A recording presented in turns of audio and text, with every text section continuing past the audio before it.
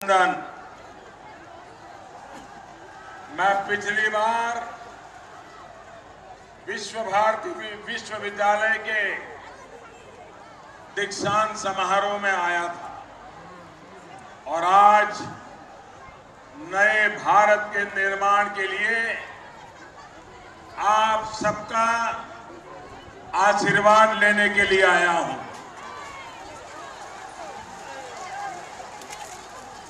भाइयों और बहनों, पहले 3 चरणों के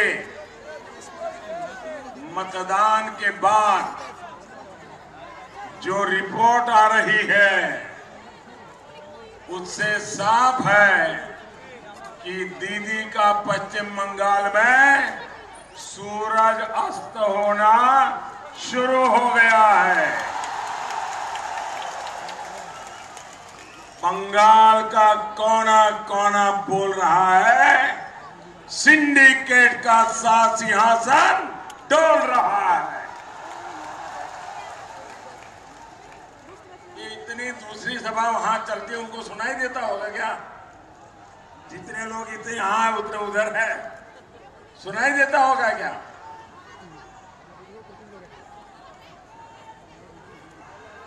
भाई, ये बंगाल का प्यार, बंगाल के आशीर्वाद मेरे जीवन की एक नई ताकत बन गए हैं जी। मैं आपका बहुत आभारी हूं। जहां मेरी नजर पहुंच रही है, लोग ही लोग हैं। और मुझे मालूम है आपकी गाड़ियां इतनी दूर खड़ी करवाई होगी, आपको 2-2, 5-5 किलोमीटर पैदल आना पड़ा होगा, लेकिन दीदी को समझ आ गया है वो जितने मुसीबतें पैदा करेगी उतनी ताकत से कमल ज्यादा खिलने वाला है। साथियों, जब सिंहासन हिल रहा है तो दीदी और उनके गुंडे बौखला भी रहे हैं।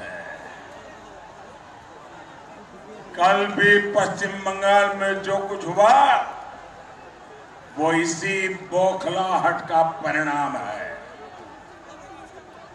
मैं भाजपा के सभी कार्यकर्ताओं से कहूंगा, मैं यहां के लोकतंत्र प्रेमी सभी मतदाताओं को, नागरिकों को कहूंगा कि आप पूरी मजबूती से डटे रहिए। बंगाल की जनता आपके साथ खड़ी है।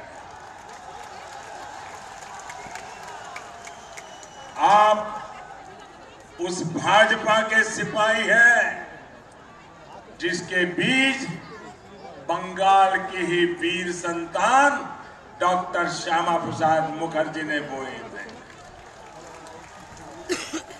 जिन्होंने तिरंगे के सम्मान के लिए, भारत के एकीकरण के लिए सर्वोच्च बलिदान दिया था। आज बंगाल को अत्याचार से मुक्त कराने के लिए यहां के नागरिकों को गुंडों के सामने डटकर खड़ा होना है। भाइयों और बहनों, दीदी के पास अगर, भाइयों बहनों,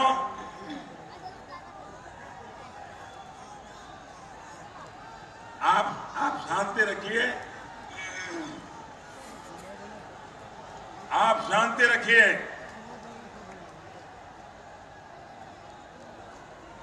दीदी के पास अगर गुंडा तंत्र की ताकत है तो हमारे साथ लोकतंत्र की शक्ति है। ये मेरा सौभाग्य है कि आज देश ही नहीं, दुनिया में आपके इस चौकीदार का प्रचार, आपके इस सेवक का प्रचार लोग खुद घरों से बाहर निकल करके कर रहे हैं। कितनी बड़ी आई होगी, कितनी परेशानी पैदा हुई होगी, हम किसको क्या जवाब देंगे। हमारे मन पे बड़ा बोझ था, हम लगातार कोशिश करते रहे, डिप्लोमेटिक रिलेशन का जितना उपयोग कर सकते कर पाए, और मुझे खुशी हुई कि वो बेटी हमारी सही सलामत लौट आई और बंगाल को हमने वापस पहुंचा दिया। ये काम हम करते हैं और कहते हैं विदेश में दौरा करते हैं, अरे ये दौरे से है कैसे हमारी बेटियों को हम लाभ पाते हैं। ये भारत की बढ़ती ताकत का ही असर है कि अंतर्राष्ट्रीय योग दिवस हो या इंटरनेशनल सोलर अलायंस, हम दुनिया का नेतृत्व कर रहे हैं। ममता दीदी, भारत की बढ़ती ताकत ने भारत के पासपोर्ट की ताकत को भी बढ़ा दी।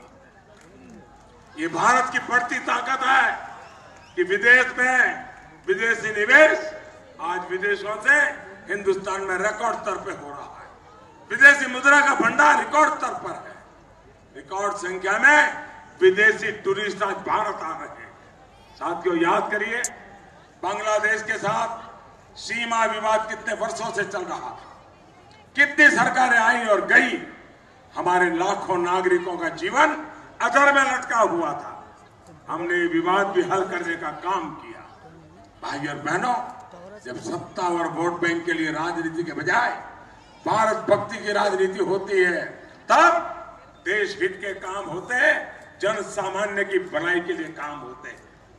वोट बैंक के लिए ही जीते मरते हैं, वो राष्ट्रवाद को गाली देते हैं और आतंक और पाकिस्तान के पक्ष में खड़े दिखते हैं। सिर्फ मोदी को नीचा दिखाना, वोट बैंक को खुश करना, ये दीदी के यही उनका तरीका है। और दीदी ने सर्जिकल स्ट्राइक पर सवाल खड़े कर दिए। एयर स्ट्राइक की तो ये लोग हमारे सपूतों के शौर्य के सबूत मांगते हैं। साथियों, दीदी जिस कांग्रेस की सरकार में पार्टनर रही है, वो तो पाकिस्तान के आतंक के सामने रोती रही है। आपके चौकीदार की सरकार है जिसने आतंकियों को घर में घुस करके मारा है। आप खुश हैं? आतंक खत्म होना चाहिए, हिंदुस्तान से आतंकवाद नष्ट नाबूद होना चाहिए।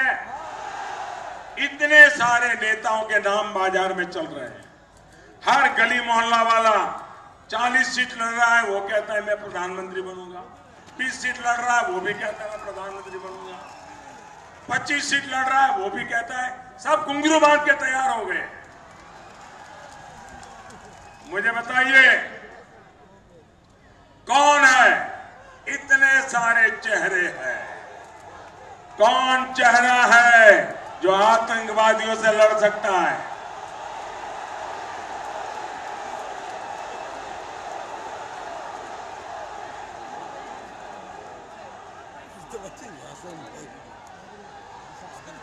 कौन आतंकवाद को खत्म कर सकता है? कौन आतंकवाद से भिड़ सकता है? आपका जवाब आधा सही आधा गलत है। आतंकवादियों को खत्म करने का काम आपका एक वोट करने वाला है। आपका एक वोट, आपके वोट की ताकत है जो इस चौकीदार को मजबूत बनाएगी और चौकीदार आपके सपनों को पूरा करेगा। साथियों, देश की सुरक्षा हो या फिर समृद्धि, हमारी नीति स्पष्ट है। हम परिवहन से लेकर के पर्यटन और पर्यटन से परिवर्तन तक विकास के काम कर रहे हैं। बोलपुर में, इस पूरे क्षेत्र में पर्यटन की बहुत संभावनाएं हैं, लेकिन टीएमसी की गुंडागिर्दी जब तक रहेगी तब तक टूरिज्म भी नहीं बढ़ेगा, नए उद्योग नहीं आएंगे। केंद्र सरकार यहां की कनेक्टिविटी को मजबूत करने के लिए, लोगों का जीवन आसान बनाने के लिए हजारों करोड़ के